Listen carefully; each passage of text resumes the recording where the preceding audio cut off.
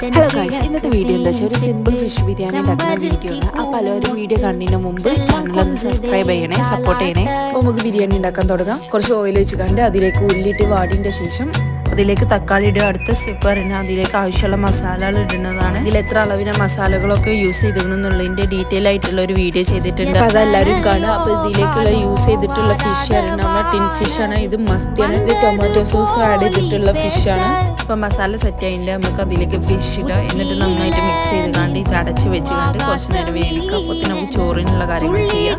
ഇവിടെ യൂസ് ചെയ്തിട്ടുള്ള റൈസ് പറയുന്നത് ബസ്മതി റൈസാണ്. അപ്പോൾ റൈസ് സെറ്റായി വന്നിട്ടുണ്ട്. അപ്പോൾ നമുക്ക് മസാലയിലേക്ക് റൈസ് ഫില്ല് ചെയ്യാം. ഞങ്ങളുടെ ഡെക്കറേഷന് യൂസ് ചെയ്തതിന് ഫ്രോസൺ ഒനിയനാണ്.